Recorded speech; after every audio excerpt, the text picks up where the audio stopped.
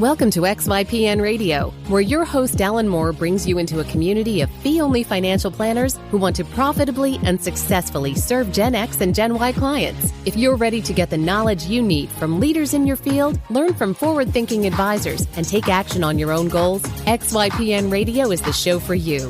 Here's your host. Hello, and welcome to this episode of XYPN Radio. I'm your host, Alan Moore, and I'm excited to have XYPN member David Barson, founder of Barson Financial Planning, on the show today. David started his career in biotech and eventually found his way to financial planning after his previous firm went through a merger. He started his financial planning career out at Fisher Investments and after a few years made the leap to starting his own financial planning firm. Almost 2 years in, he has 19 retainer clients and has really started focusing on his ideal client profile, which is employees that work at the company Genentech.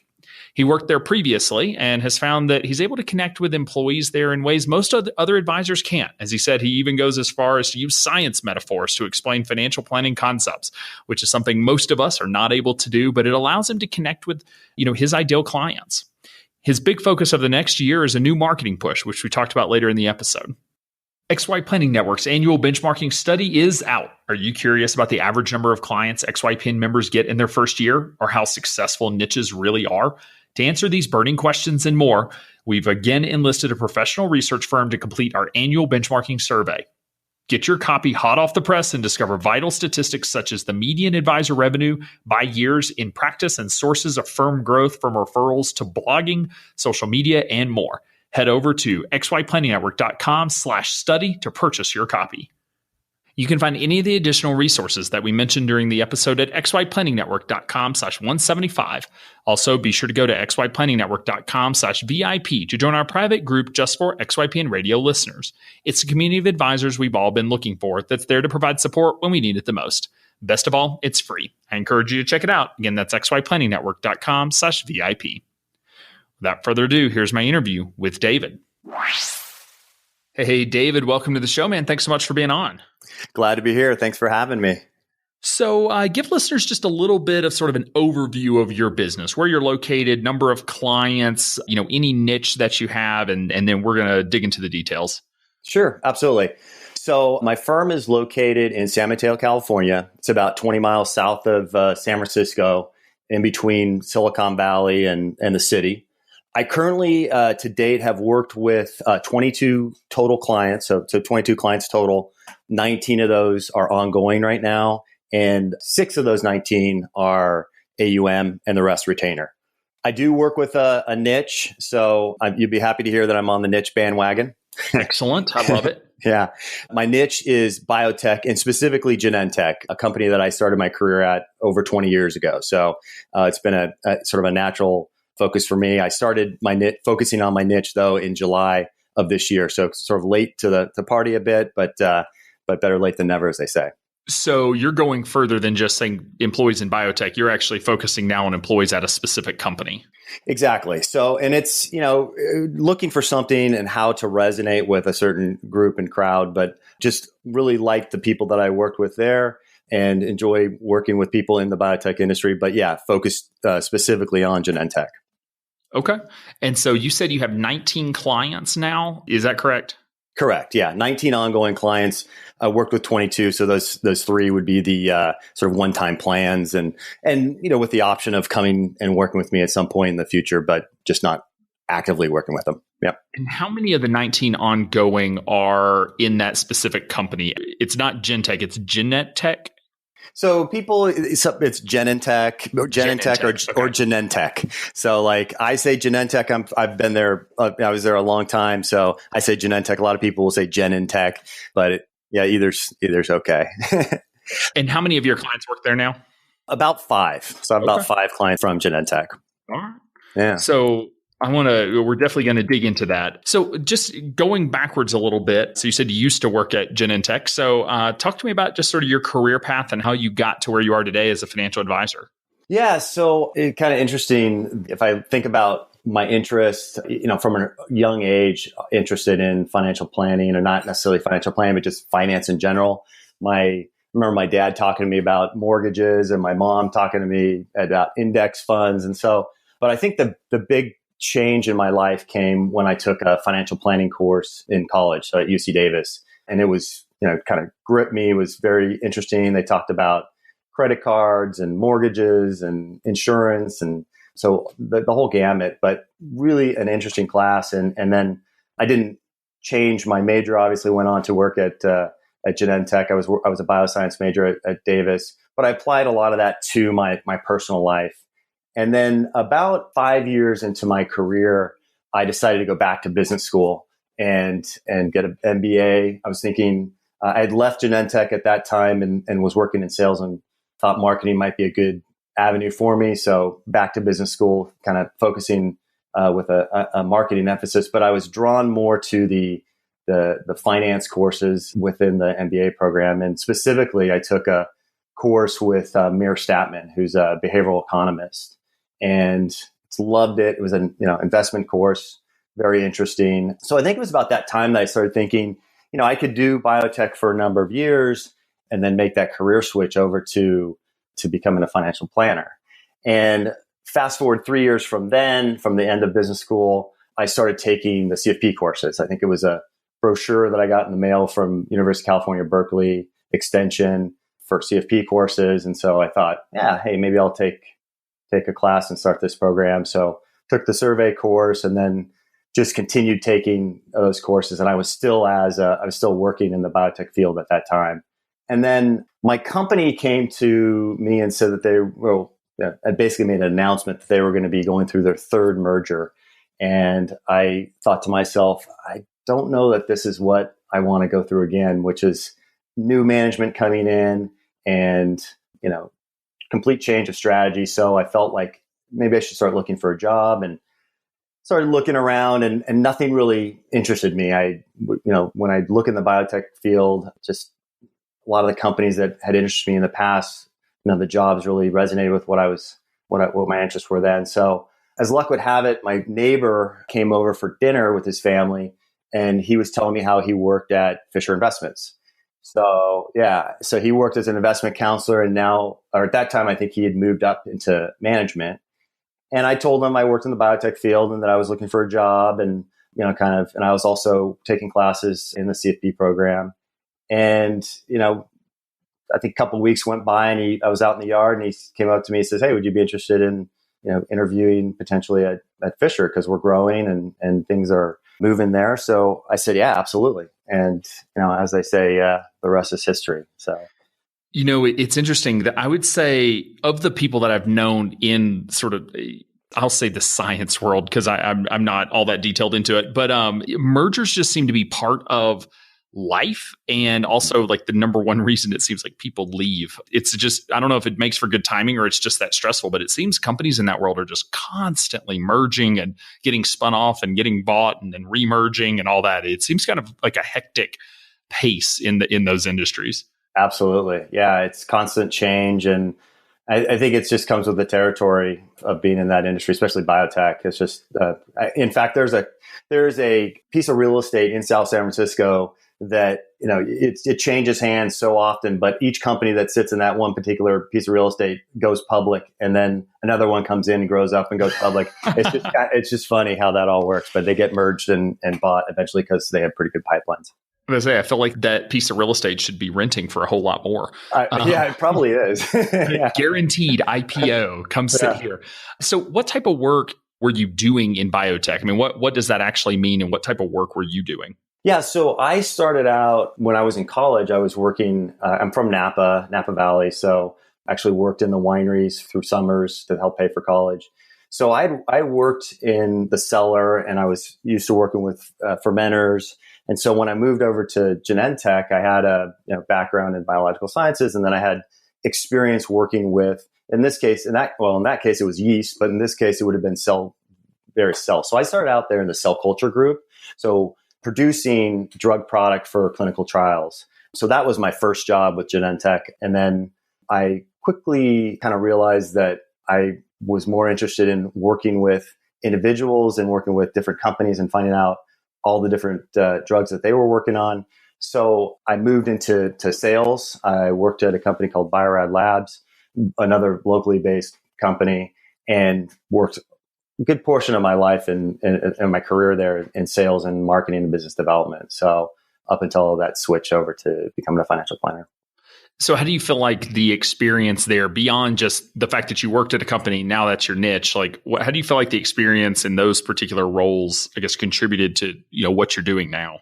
I think there's a lot of similarities between, just the way you look at markets are based on humans and, emotions but also other variables and factors. So I think the way I look at things and the way I describe things to my clients at Genentech, I can use biological models, right? I can talk about cell culture, for example, and how the cells are finicky and how they grow and the different variables, whether nutrients you add or things along those lines, and they get it. So that certainly helps. It also helps kind of just breaking the ice, like, oh, how are things at Genentech? And they'll just tell me like, oh, well, this is going on or that's going on here, because they know I used to work there. Genentech has these things called ho-hos on Fridays. They're just like parties. So I'll talk about that. So I think there's things that I understand, and then I'll often dig into what kind of work they're doing. Like, what group are you in? Where do you work? And this is something that I did in sales all the time, is just figuring out kind of where they sit in the organization, how they interact with different groups. But in this case, it's just helpful to kind of break the ice and get the conversation flowing with the client. So talk to me about the transition into financial planning. So Fisher Investments just became a lot more well-known thanks to all the ads that they're running right now on TV. But what type of work, I guess, did you get into there, and I guess sort of starting out? Yeah, so that was a very interesting transition because, I thought I was pretty well prepared. I had my MBA. I was taking the CFP courses.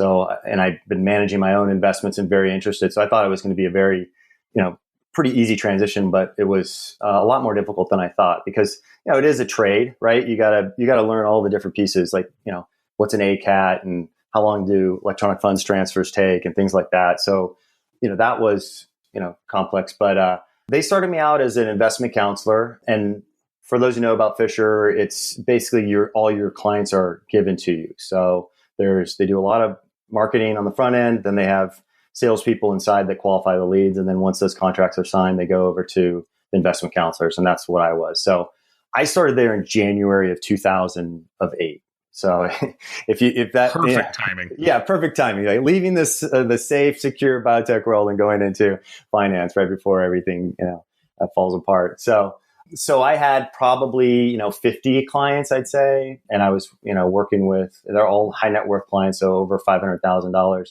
And it was, certainly a challenge because here were these clients who had lost, quite a bit of money in the downturn. I mean, the S&P, I think, was down about 60% peak to trough. So it was a pretty good move down. And so that was, obviously the operations piece is something to learn, but I think just learning how to work with clients and learning how to, talk them off the ledge and help them keep the longer term focus, the emotional side, I think was something that was probably the most difficult, but great experience, obviously great time to be. I mean, if you're going to start in the industry, it's probably in one way, it's not the best time to start, but in another way, it's great experience. And I'm glad I was exposed to it during that time.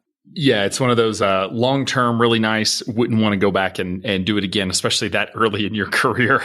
No. Were you doing financial planning at Fisher, or are they primarily investment management?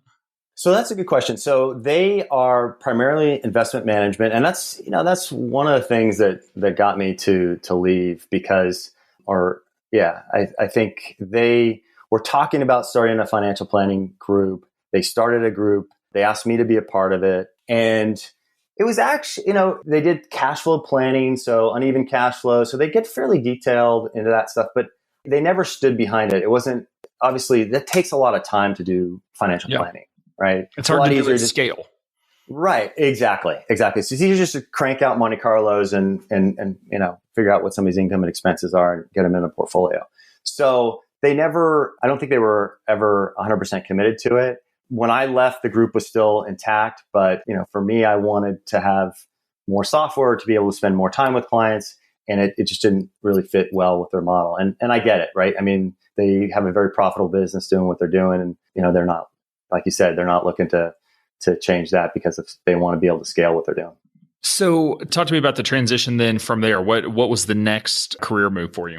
Yeah. So when I left from Fisher, I started my own firm. So that was Yeah, 2000.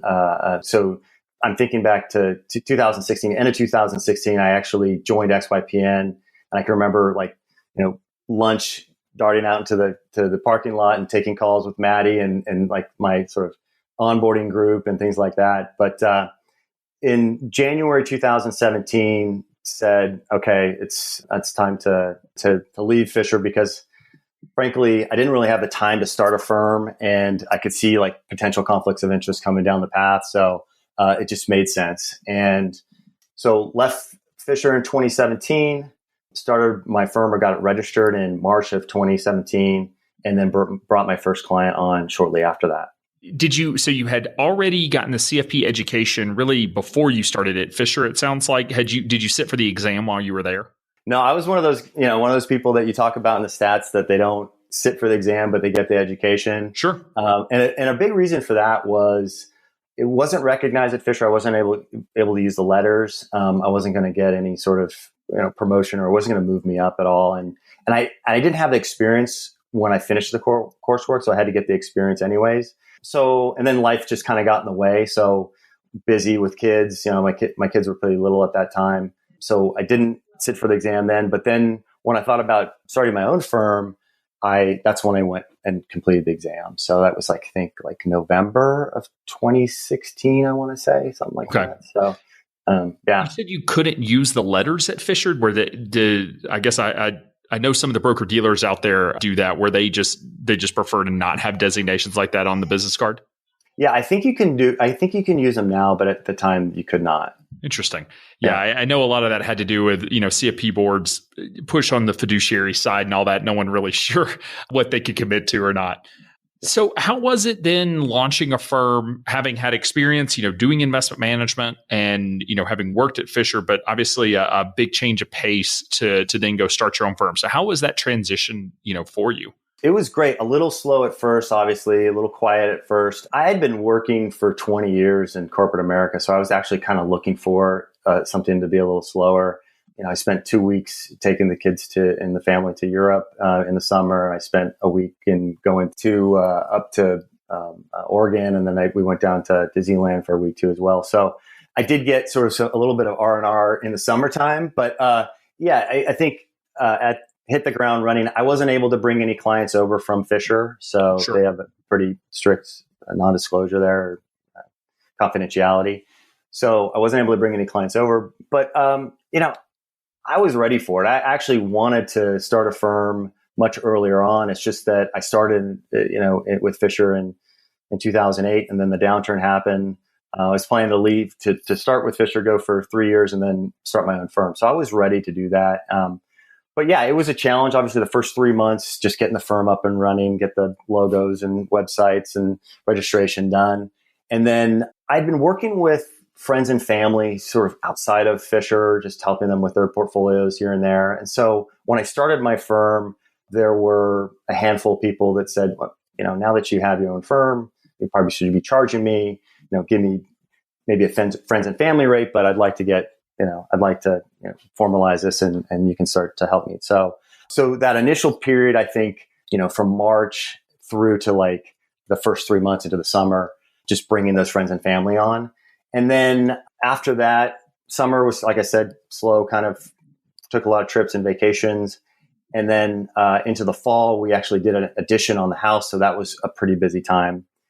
But I still was bringing clients on. I think I had a couple clients from XYPN, leads that came through XYPN come on to the firm. So I think that first year I ended with about 7 clients-ish. And then December was pretty quiet. I was thinking to myself, how am I going to generate business? How are things going to get going here? And as you know, in January, you guys got mentioned in the New York Times. And so lots of leads came to me at that time. I think I closed 8 clients in like a 2-month period of time. Wow. So Just off the New York Times article? Yep. February, March. Wow. Yeah. So, January sort of doing those sales calls, and then February, March doing the closing those deals, and then April kind of doing the plans into April, maybe part of May, and then June certainly was June was a slow time. I started thinking about how am I going to get business going again, and kind of back to that when I was in December thinking. And so I started thinking about, I need to do some marketing. I need to start focusing on potentially a niche. And that's when I chose a niche. I picked a niche. I was focused on how to communicate to that niche. And so I looked at a number of different companies to help me with my marketing. I think you guys were just getting starting. I was looking at Christian Herod, and I was also looking at Brewer. I ended up using Brewer for my marketing, but they really helped me choose a niche, helped me message to that niche, and helped me figure out what content I was going to create and how to go after them. So, and yeah, since then, just kind of, August, September, October, about 8 clients. Yeah, 8 clients. So 3 in August, 1 in September, and 4 in October. So, and about half of those have been, when I look at my total leads and my total flow, about half of them have been my marketing, and then half of them have been NAPA, XYPN, fee only network. So I would say, I kind of lump NAPA, XYPN, and fee only into XYPN because you guys are all, it's all kind of driven through that one marketing channel. Yeah, thank you for sharing that, because that's one of those things where we say like, oh, I have 19 clients in a year and a half, and we sort of assume it's like 1.5 clients a month, but you've really had some swings in terms of like big hits, especially the New York Times article. So for listeners that are unaware, we did get a feature in New York Times in the Your Money section. We invited Ron Lieber, the senior editor, I believe, of the Money section, to come speak at our conference. And he couldn't because of some conflict issues, but was like, but I didn't realize y'all had grown so much. So I'd love to write an article about you, which was a heck of a consolation prize. And so many of our members got kind of blown up. Quite honestly, we sort of have to like take that data out of our marketing spreadsheet so that we're looking at normalized data, because that was such a huge pop in terms of consumers coming to the Find an Advisor portal. But 8 new clients. I mean, were you finding that they were I don't know, it sounds like you didn't really have a niche then. So was it, did you hold yourself out on the Find an Advisor portal with some sort of focus, or was it really just like all local clients that just sort of search for someone in their area? Yeah, I think it's all local clients. And I think, it was people who were looking for advisor, and maybe there was a lot of, maybe there are other firms in the area. I mean, Sean Titalaska is in my area. Anna Serguna is in my area. So maybe it was overflow from them. But I would ask them, where did you find me? It was the same answer every time. New York Times article. And sort of ran the gamut of different types of people. I mean, some of them were young, single, others were retirees. So and they were all, going to XYPN website and then finding me through XYPN and then going to my website. And so what was it like doing that many plans for that many different types of clients? Like, I'm just wondering, like, how is it doing 8? I mean, 8 plans at once is huge. Do you feel like the 8 plans were harder because there wasn't a lot of commonality between the clients? Absolutely. I think that it's much easier now because when I have a client from Genentech, I know exactly what's coming to me. I know exactly what benefits they have. I even know sort of what estate lawyers they're using. The state lawyer for Genentech's like 2 doors down from where I rent office space from. So it was challenging. It was very challenging. And that's kind of why when May and June came around, I was happy to have things kind of slow down a little bit. But yeah, it was a challenge because anytime somebody comes to you and has one situation, whether it's company plans or a retiree, just completely different. You got to go back and you got to figure out all the ins and outs of that particular situation. It's a lot easier. And you guys talk about this all the time about having a niche, just because you know exactly what's coming to you. You know exactly how to work with them. I know Genentech's 401k plan, all the funds that are in there. I know exactly what all the fees are. I know exactly what they put every single client into. They just have an automated, target retirement fund. And I know the fees associated with that. I know strategies to help reduce costs. I know what type of options they have. They have rights and they also have restricted stock units. So it's just a lot easier. I know exactly how I'm going to handle each one of those clients when they come in. So this round where, having a similar number of clients coming in a short period of time is just a lot easier. So do you ever get bored? That's one of the things that I hear, like, oh no, like if I'm working on the same situation over and over, I'll just get bored. I guess, how do you feel? Yeah, I mean, does it stay interesting when you're working on a bunch of different types of things? So far, no, it's not been boring because they are different enough. They do usually they have a spouse, right? So when the spouse has a job and they're doing their own thing, and some people have rental property and others don't. And I'm working with a client emailed me this morning, and she's got business interests outside of work, so she's got her other business, and so there's always challenges and things that pop up, but it's not like the clients coming to me and saying, "Hey, do you work with doctors?" or do you do student loan planning or something?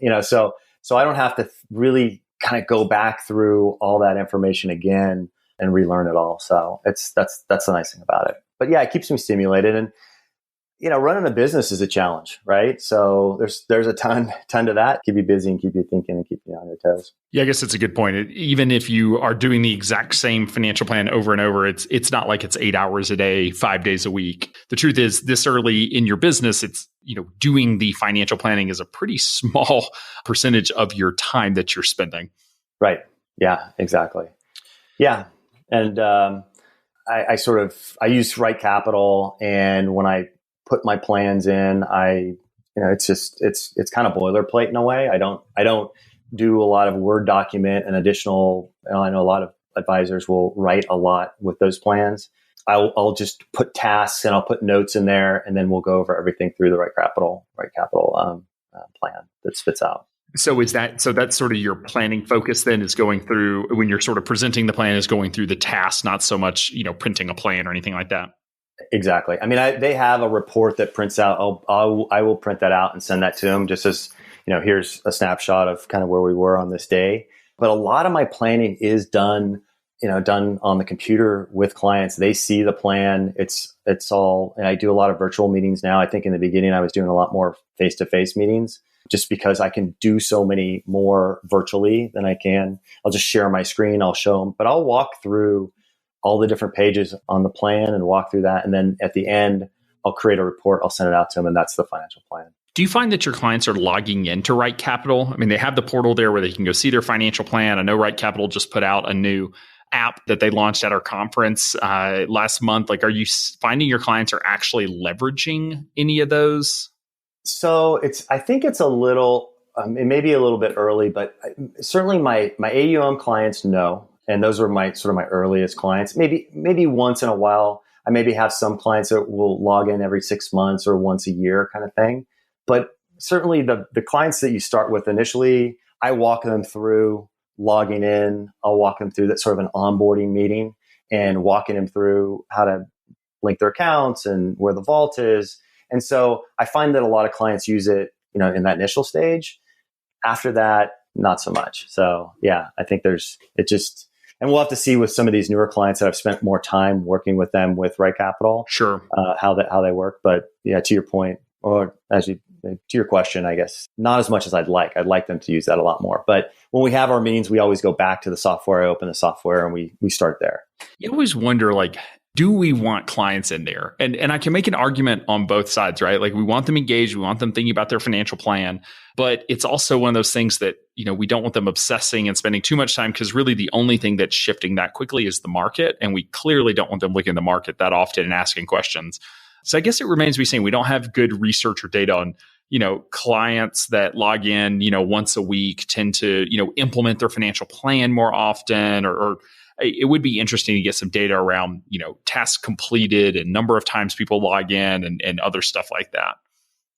Yeah, and I'm certainly choosy on what my clients see. So if I have somebody who really loves all the planning pieces, I'll open up the full software to them to be able to see everything. And then the people who are very high level, I'll just open up maybe the budget and the dashboard so they can see what their accounts are. So I don't want to overwhelm them with the process. I don't want them to, click on the insurance tab and say, what the heck, what's going on here? So I'll definitely control that. I'll control that piece. And when I share my screen, I'm sharing my portal into it, right? So like, I'll do a virtual meeting and I'll share my screen, but I'm showing them all the pages that I have access to, which is everything. And then if they log in, they may only just see their balance sheet, or they may just see. That makes sense. Yeah. Yeah. So are you finding any clients actively using the budgeting tools inside of Right Capital? Because I know that's one of the big selling features. So are you finding clients actually leveraging it? So I don't find clients that want to use it, but I use it a lot. So I will link their credit cards and link their checking accounts to that. And I'll talk about the value of it. But I also caveat it as, this is just a check, right? We're not trying to really drill down to every single transaction that's going here. It's a check. We want to get a sense of, you tell me kind of what you think you're spending, and then we'll look and see what we're seeing through the ins and outs here. But they help me figure out, hey, that transaction that's in there, that's just me moving money from one account to another. Okay, great. So we'll just categorize these all as a transfer versus, part of your budget. So I haven't found any clients that have embraced it though, and really go in there and start to categorize everything. It's more sort of, I use it with them. Okay. No, that makes sense. So switching back and just, you made the transition earlier this year in moving into a niche market. It's, I'll say obvious now. At the time, I'm sure it was kind of hard to make a decision. It's obvious now, like, okay, you're going to go work with employees of the company that you used to work at. Sometimes niches get accused of being like, oh, it's just marketing. It's not really expertise. Anyone can work with these clients as well as you can, but you're the only one who's going to put your put the company name in your about us and who you want to work with. Do you agree with that? Like, is that sort of how you feel? Like, anyone could do this. I've just taken this, or is it really like you have this, super deep level of expertise in what they're going through and how to connect with these clients that it really allows you to be a better planner for these clients and maybe other advisors who don't specialize in it? I think on some level, I do agree that it is, I think that anybody in my networking group could probably work with the clients that I work with. I think that I just resonate with them because I worked there, and I do say that I work with Genentech clients. I get that a lot. People will say to me, oh, I'll say, so why'd you take time out of your day to talk to me? Oh, I called you because I know that you work specifically with Genentech people, or they'll say, I called you because you used to work at Genentech, but I don't think, the specifics of Genentech because I struggled with that originally. I was like, what am I going to tell these people that's going to be unique and different and really make them see the value in what I do? And I had some friends who work there still to this day. So I met with them and I tried to get an understanding of the benefits. But the benefits and the options and all that is not too different than other companies in the Valley here. So I don't think that there's anything too different, but I'll just say that, if I market to somebody and say, hey, are you having difficulty with your SSARs or your RSUs? Genentech people will know exactly what that is. And that's a pain point for them and they will contact me based on that. And yeah, I got to know all the ins and outs of those pieces. But I think, if you have a CFP, if you have experience working with people, you could do the same thing. So. Yeah, I mean, there's different types of niches. I feel like I know some people say like, oh, there's marketing, maybe there's this marketing niche, there's an expertise niche, but like this, the ability that you can communicate with those clients in a way that the rest of us mere mortals who have no idea anything about biotech cannot. I mean, you were talking earlier about, being able to draw a metaphor on, something, chemical related, which like I just couldn't do, right? I'm going to be this like scratching the surface, trying to come up with a way of explaining a concept, whereas you can do it in a way that they really understand. I would assume means that you're able to better communicate with those clients and hopefully get more buy-in, more adoption of recommendations and that sort of thing than most, other advisors that don't really come from that world. Yeah, I guess I never thought about that. Yeah, there's definitely something to that. I think being able to understand where they're coming from and be able to communicate with them. I will say, I think I mentioned that I use Brewer. I've had success with that, but I've had better success than most people. So and I think it is because I worked for Genentech and what my messaging to them resonates with them because, I used to be one of them and they can identify with that. So talk to me about your service model. What is the service model currently in terms of, new client comes in the door, what is the service and how are you charging for that? Yeah.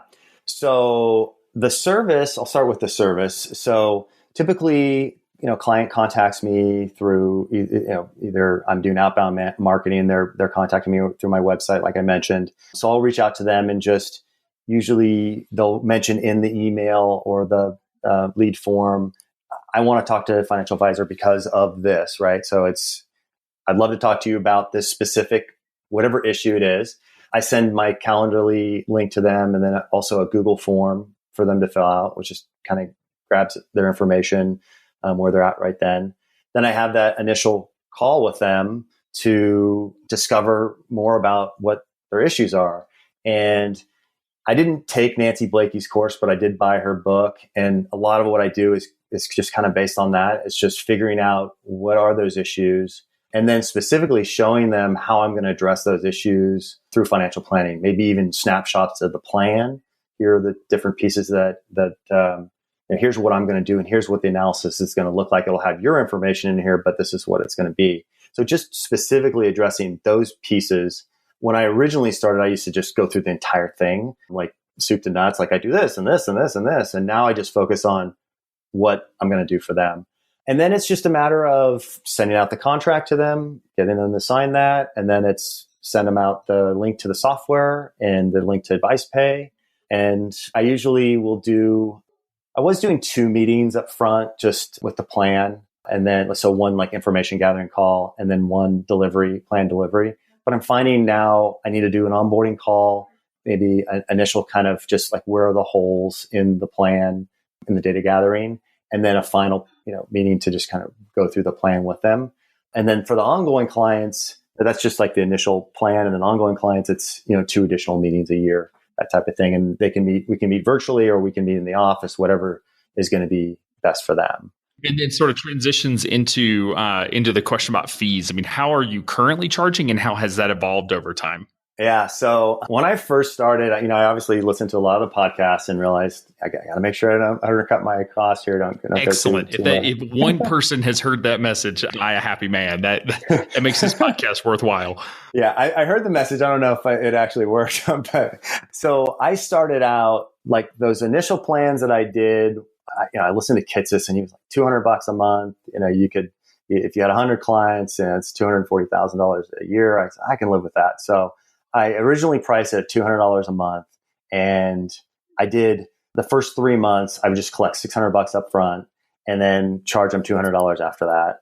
And then when I got the flood of clients in beginning of 2017, I increased my rate. I said, okay, it's $1,000 for the plan, but still the $200 per month. And now, and this is all flexibility within my ADV. I'm working within the ranges that I have, which is good. I haven't had to go back and amend my ADV on the pricing. So then now I'm charging, now that I'm actually actively going out to people at Genentech, and I think I offer more value to those people, I'm charging $2,000 for the plan and $250 a month. And that's kind of the average. I would say sure. Those individuals who are more simple, maybe single, no kids, $1,500 for the plan, $200, maybe $250 a month. It just kind of depends on the situation. I'd say that $2,000, $250 is more a family, has college planning and other types of things. And then I'll look at maybe $2,500 and $300 a month for a retiree that has lots of accounts, lots of rental properties, that kind of thing, which is a lot more complex and takes more time. And I'll just say that I came to that pricing because I listened to one of the podcasts where it talked about an individual who's doing hourly planning. And I thought, wow, that would be an interesting thing to do. So I started going down that road in 2017 when I had that initial flood of New York Times clients. And I realized it takes me about 10 hours to do a plan. And so I figured 10 hours for a plan, $200 an hour, it's $2,000. I'm like undercharging for the plan right now. I need to make sure that if they sign up for me and I do a plan and then they leave immediately, I got to make sure I at least, make my money on the plan. Sure. Yeah, that was going to be my question is how are you selling this now to clients? Are you selling it as, hey, we're going to do an upfront plan and then you can decide if you want to engage me long-term, or are you more saying, look, this is a long-term relationship and this is just, the fee structure, since it's more hours upfront, we're going to charge you a little bit more upfront. Yeah, I tell them it's more upfront and so it takes time. But I tell people that I like to do a year with them. I like to have clients commit to a year is what I say. And I find that goes a long ways. That's just something I tweaked recently. because I notice a lot of people would say, well, I'll just do the plan for $2,000, right? And I don't have to pay $250 for 3 months or whatever it is until, So they figure that out in their own mind. They go, well, if I want to hire him after that, I'll hire him after that, that type of thing. So just by saying I like to have clients sign up for a year, I like this to be a year commitment, I find that I have had better success. Yeah, I find how you frame the relationship upfront to a client really does matter. I mean, I've seen advisors that after a year, all their clients are dropping off. And when you look at it, it's because they sold a 1-year relationship. Like all they said was, this is going to go for a year. And they didn't really mean to say it that way. You're sort of taking the middle road of saying like, look, I need at least a year for this to be successful and for this to work and for you to see value. But, in how we frame the relationship to clients, I do think matters in terms of just sort of, if I'm walking into a service and, I'm going to say like, all right, I'm going to pay for this for 1 year, or, hey, this is going to be an ongoing thing that I pay for forever as long as I'm seeing value. I don't think there's a right way. It's just recognizing that I do think we have an influence over sometimes our attrition rates at times, just by how we frame the relationship.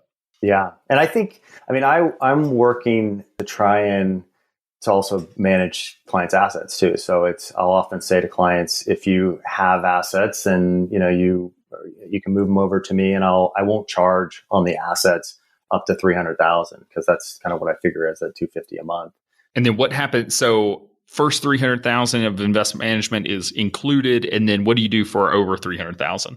1%. And then it just tiers down from there. Do you continue to charge your planning fee, or is it just 1% on assets over 300,000? 1% on assets over 300,000. Yeah, I like that model because it adjusts for inflation. It goes up with time.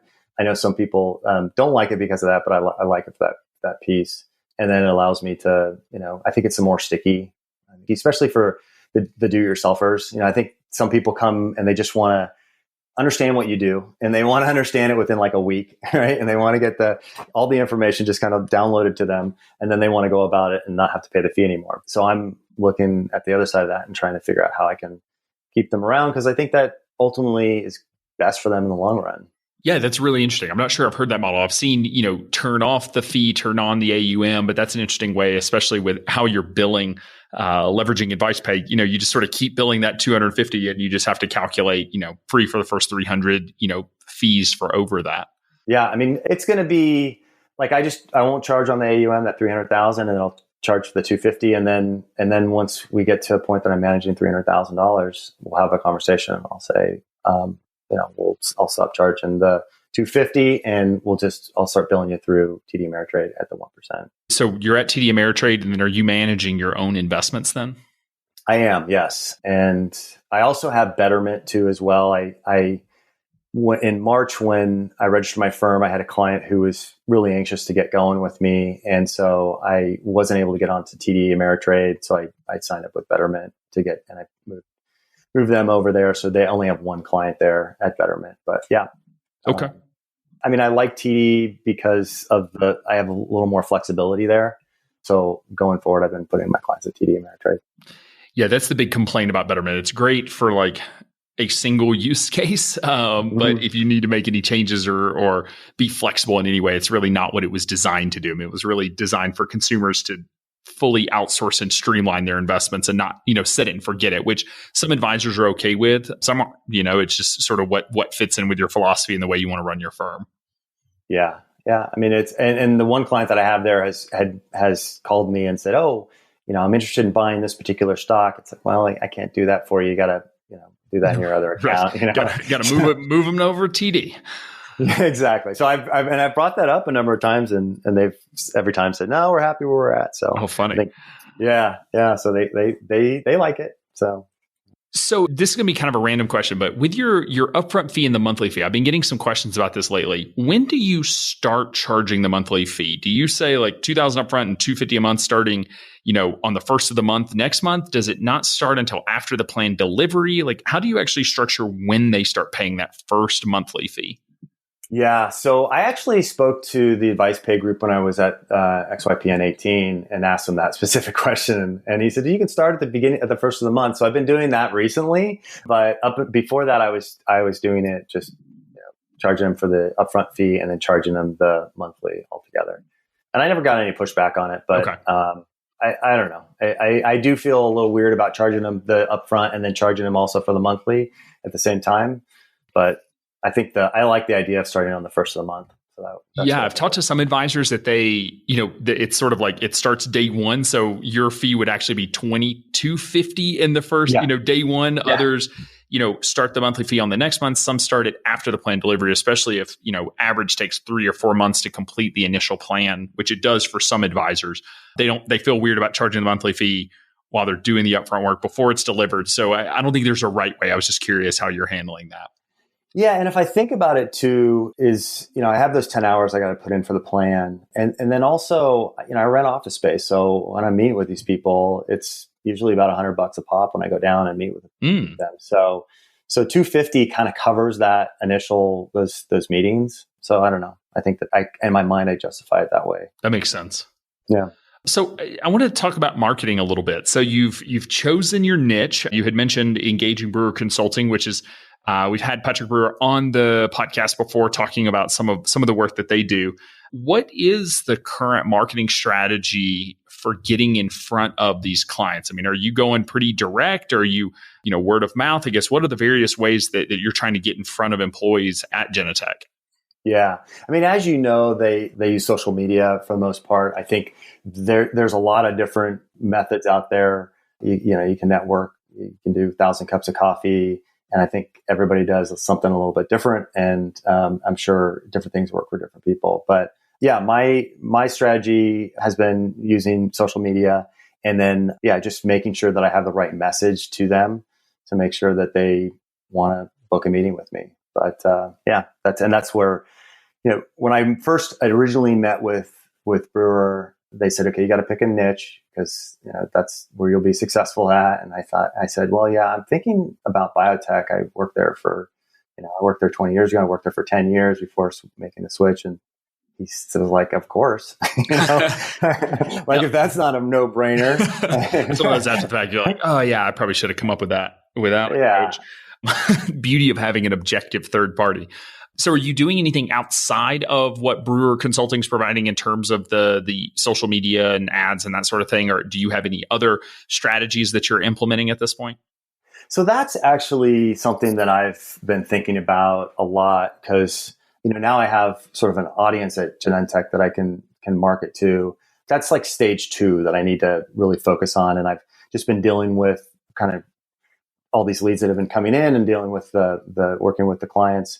But yeah, I think when Christmas time, as things start to slow down or as things do slow down, I'll refocus on, maybe creating a lead page and creating sort of different types of strategies. And I spoke to Carolyn too, and I may use her to help me with that, just help me with that second piece of how to communicate and how to best get, farm that those leads that I have or those people that I have out there. Yeah. So just for listeners' sake, so Carolyn is is a marketing consultant on our advisor success team here that helps with some of the marketing plan implementation, but she's really there to provide content to our members, but also to provide some one-on-one services as needed.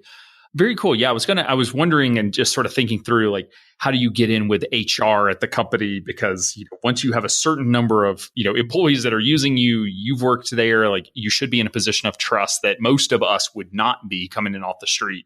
So, is there a way to get in and do presentations or provide financial wellness to the employees or something like that to really start building that initial conversation and brand? It's funny you ask.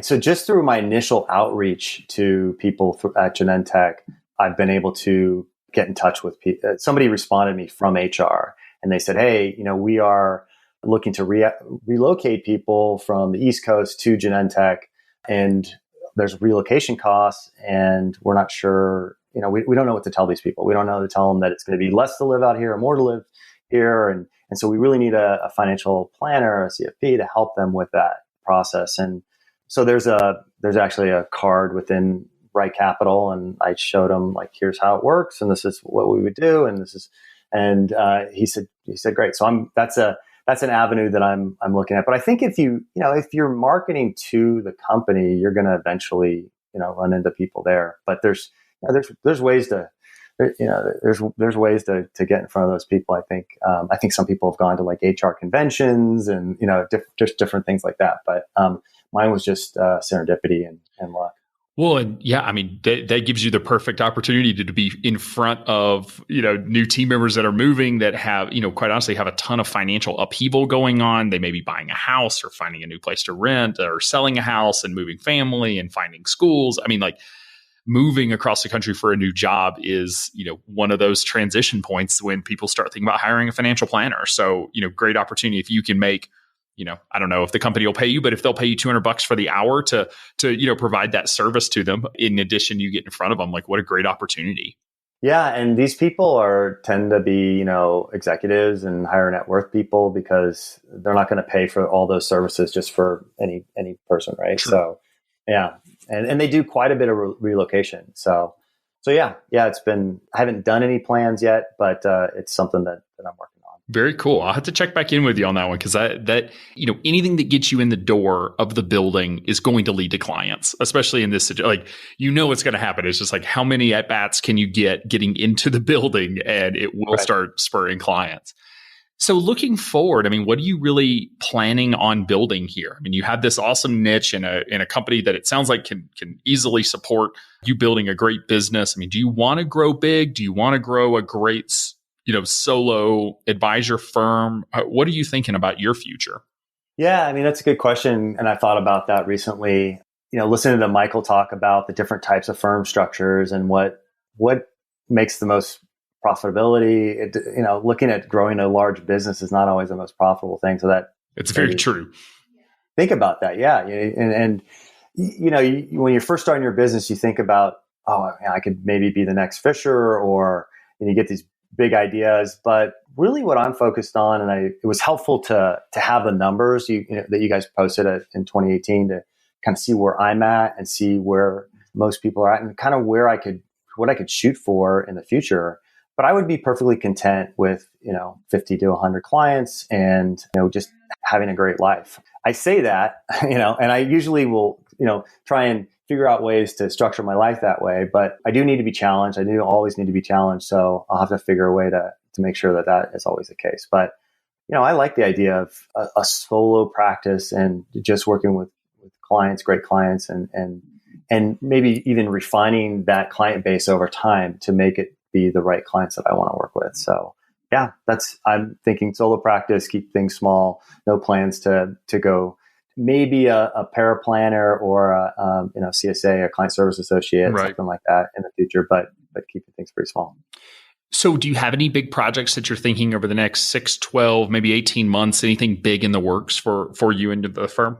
I think what is going to be my next focus is really just that second stage of marketing to try and go after those clients that the audience that I have right now. That's probably the biggest thing that I have on what I'm looking at, because I don't need to grow really, really fast or, so I don't have anything really big to think about there. Awesome.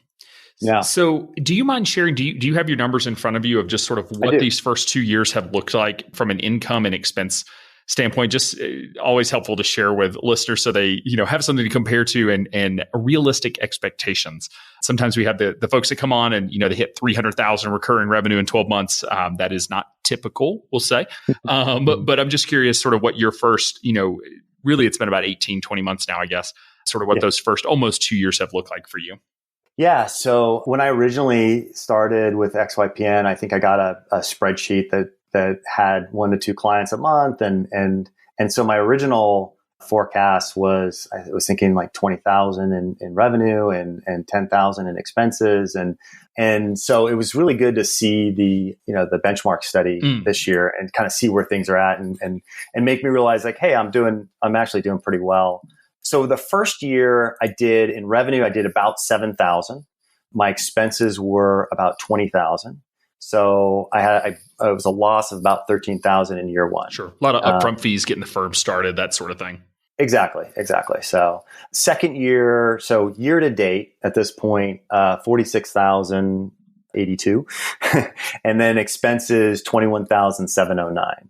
So, approaching that 25,000 net profit. I think this year it's reasonable for me to do about 50,000 revenue, and expenses, maybe closer to 25. I don't know. We'll have to see, but maybe 22, 23, something like that. So that's forecast for this year. And then I've just, looked at the growth that you guys projected. I think you said around 75,000 for 2019, but I think I could, shoot for 100,000, and then in year 4, maybe 175,000 is kind of what I'm hoping for. Okay. So really, it sort of put you on like a 5-year plan to the income. When you first started, you said like, oh yeah, 250,000 would be awesome. That's sort of like a 5 to 6 year plan, if you will, for getting to that point, which is pretty steady, stable, and get you where you want to be, which is fantastic. Yeah, I'm pretty fortunate. I mean, my wife works. She's been a huge support for me. So she helps kind of keep the household together here in more ways than one. But so I don't need to have cash flow right now. I'm not in that position where I need to have cash flow to live on. So it's a nice place to be. Yeah, I mean, people ask us all the time about, I guess indicators of success or not. And I will say that for the folks that it's all about financial runway, it's giving yourself enough time to be able to get to that level of success. Because if you were sitting around the first year, like trying to draw a paycheck to pay your rent or pay your mortgage payment, like, when you make $7,000, it's a great foundation for building the business, but it's not going to pay rent in San Mateo. No. So you gotta give yourself enough flexibility, enough freedom to focus on building the business the right way. If you're desperate for money, you're going to take on the wrong types of clients and people you wish you hadn't taken on. You're going to have some missteps. So it's, it is wise to put yourself in a position and make the decision to start a firm when you have the financial wherewithal to really sustain it and give it enough time to where you can get to those income levels in years, 2, 3, 4 that really make sense for you and your family. Yeah. And I've had a number of people from Fisher contact me and say, hey, I'd be interested in working with you or doing something like you're doing. And I said, well, what are you making now, and what can you live off for the next, or how much money do you have put aside? And it's usually like, well, not much or nothing. And I say, well, that's going to be tough. That's going to be tough unless you have a way of moving in with your parents or whatever it may be. Yeah. But those first 2 years, you got to make sure that I think you've set some money aside and be ready to. Yeah. Side hustle, a spouse or a partner that has an income, savings, like there's a lot of ways to get there, but you need a plan. I have no money and I have no clients, but I'm going to start a business is pretty low success rate is what we see. So looking back over the time that you've been in business now, to sort of get to the final question of the episode, what do you feel like is one piece of information that you've learned, just like one thing that you've learned throughout owning this business and starting this business that you wish you could go back and tell your younger self that was, getting started? What's that one piece of advice you would go back and give yourself? Yeah, I think I thought about this question. I think I would start marketing a lot earlier. I think that's it. I mean, as you know, in XYPN, things, as you guys started marketing, things picked up for you.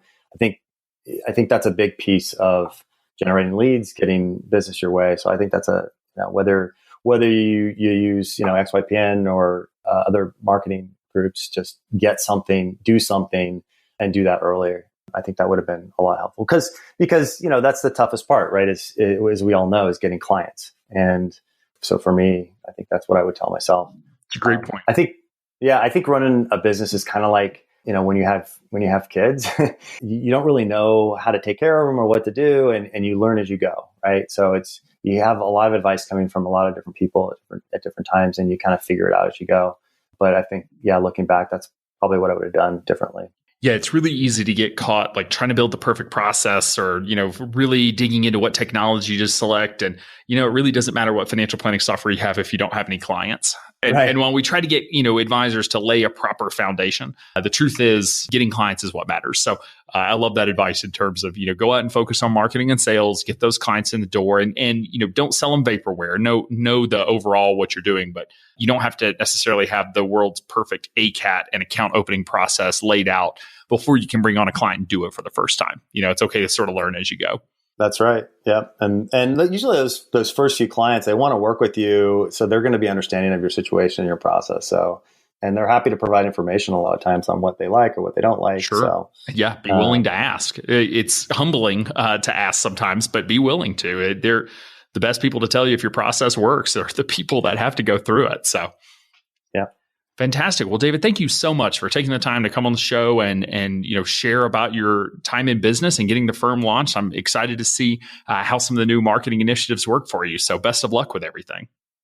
Thanks a lot, Alan. Thanks for the time. Appreciate it. XY Planning Network's annual benchmarking study is out. Are you curious about the average number of clients XYPN members get in their first year, or how successful niches really are? To answer these burning questions and more, we've again enlisted a professional research firm to complete our annual benchmarking survey. Get your copy hot off the press and discover vital statistics such as the median advisor revenue by years in practice and sources of firm growth from referrals to blogging, social media, and more. Head over to xyplanningnetwork.com/study to purchase your copy. Be sure to join our VIP community at xyplanningnetwork.com/VIP to hang out with other XYPN radio listeners, ask questions for future mailbag episodes with myself and Kitsis, and to finally find a community of like-minded financial advisors. Thanks so much for joining me today. We'll see you next time.